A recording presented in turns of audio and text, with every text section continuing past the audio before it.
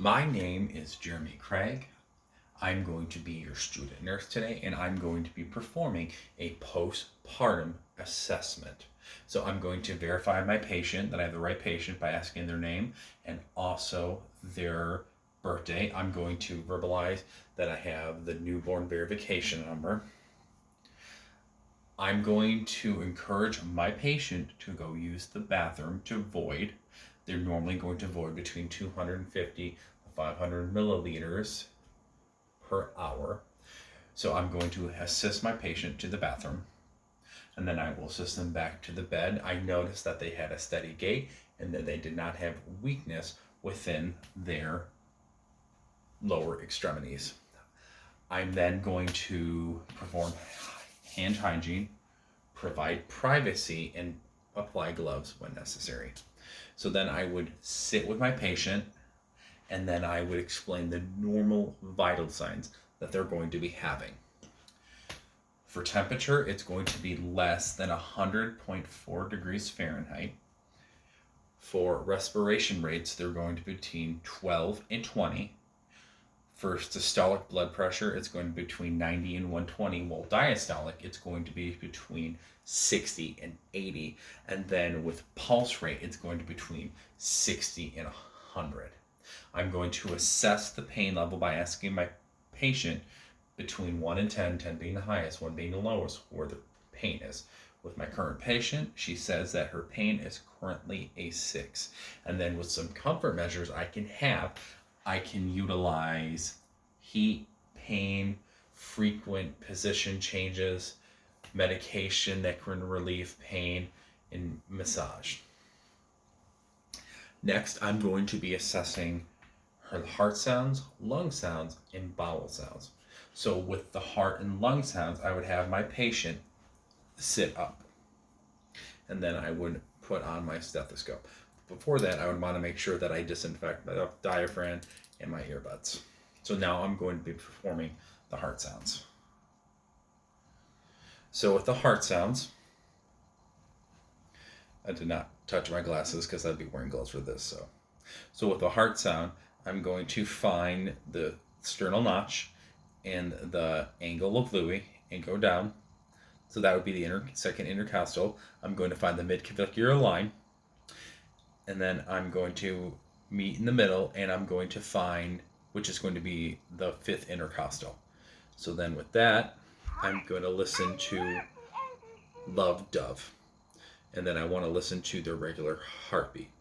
Then with their lung sounds, I'm going to get to the apices right at the top, and I'm going to make sure that I assess the lungs bilaterally. So I'll go at the apices, and I would keep going down until I assess all the lobes of the lungs, and I want to make sure that they are clear bilaterally. So then with bowel sounds, I'm going to assess the 4 quadrants. I want to make sure that the bowel sounds, I'm hearing gurgling in each quadrant. I want to make sure that I listen to twice to make sure that there is bowel sounds in each. So then with that, there are bowel sounds in all 4 quadrants. So then with that, I'm then going to be discussing the assessment of a C-section with my patient. So after talking to my patient, they have a level of sedation, they are alert, they have no drowsiness, and they are able to answer my questions. I am then going to assess their ability to move. When my patient went to the bathroom to void, I was able to see that they were able to move. They have no weakness in their lower extremities. I'm also going to get grip strength, and I'm also going to be pressing on their foot and have tug back with that. They have normal respiration rates, but at 16. I would also check their IV site. I want to check for phlebitis, infiltration, and infection. I want to make sure that they don't have any of that. I would also make sure I check the skin around it as well. They do not have an indwelling catheter. However, I would want to check the patency of that. I would also want to monitor their I's and O's, making sure that they void 6 hours, 500 milliliters, about 6 hours after giving birth. My patient has no vomiting or nausea that she told me. So next, I'm going to be assessing the breast. So when assessing the breast, I want to make sure that they're soft and that they're not firm or engorged. So when it comes to breastfeeding, I'm going to be assessing the nipples. I want to make sure that the nipples, that there's no redness, they're not sore, and they're not cracking. Some benefits of breastfeeding is that it can reduce UTIs for the mother. It can reduce diarrhea and stomach issues for the baby. And it can also reduce uterine bleeding as well when it comes to breastfeeding. And one thing that you'd want to report to a healthcare provider if they had any kind of like crackling or redness with their nipples. For non-breeding breast patients, you just want to teach them the management of engorgement. So next, I'm going to assess the uterus, and I'm going to use a correction. So what I would do, and I would take one hand, I would set it at the base, then I would take my other hand and find the top of the fundus, and I would massage, and I would find at the belly button, or the umbilicus, and I would want to make sure that it's firm. And I would massage it, and they would be 2 finger breaths below the umbilicus. And that I can expect normally uterine involution and that they'll be able to get back to their normal uterine size between 6 to 8 weeks. Uterine involution, excuse me. Next, I'm going to be assessing the bowel sounds. So I already did the bowel sounds, but I would also want to assess for flatulent. She has been gassing Cass, and she has been able.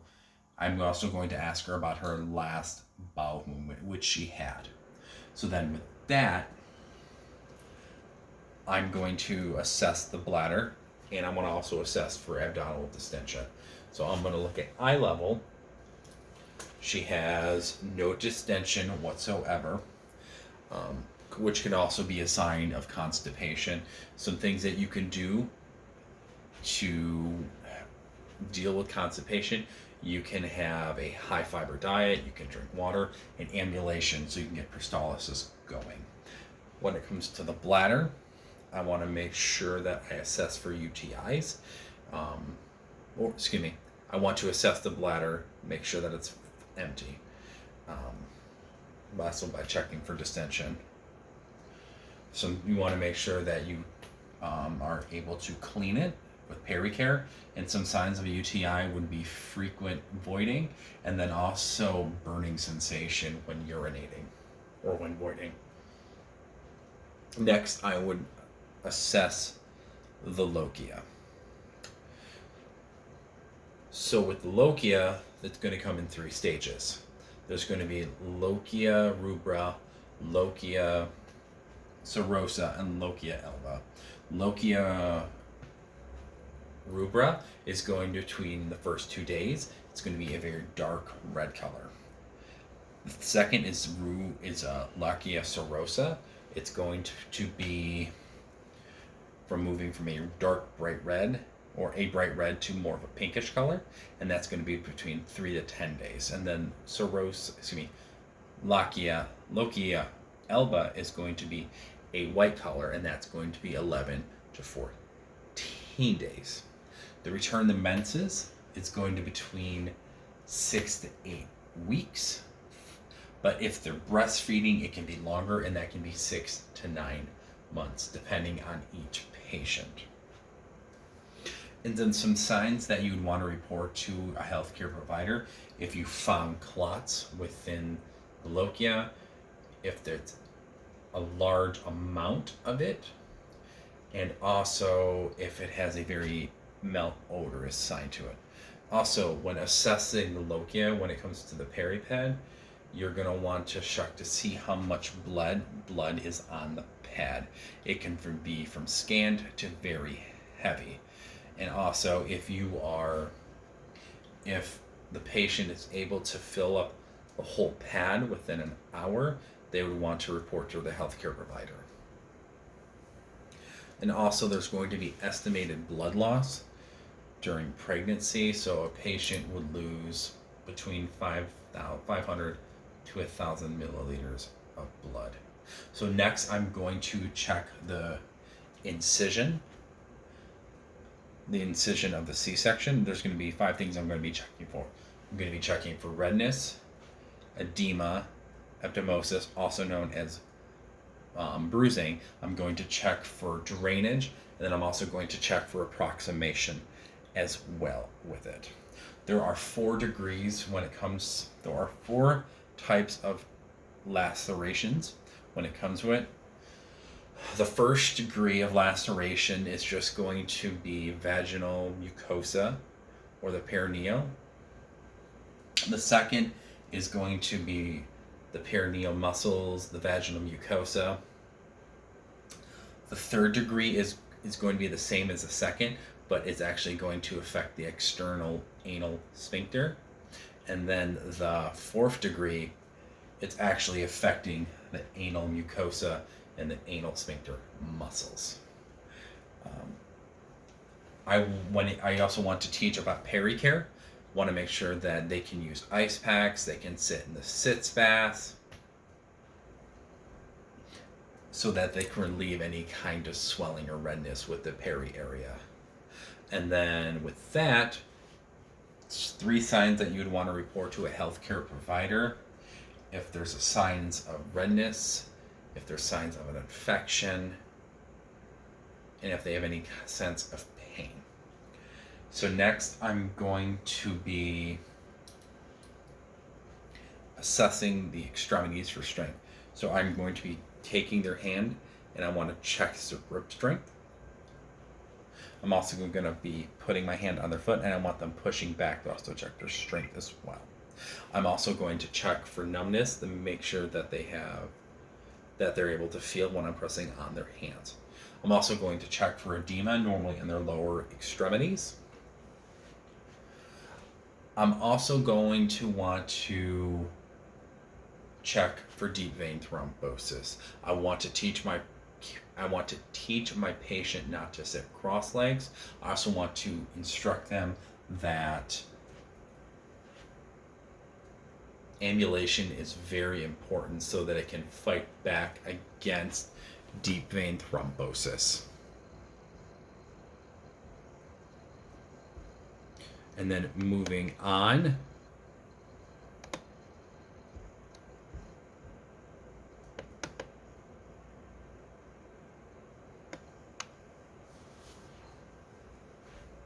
some other signs of deep vein thrombosis would be redness, swelling in the lower extremities. Also, when checking for edema, you want to press down and see if they're going to be in pain.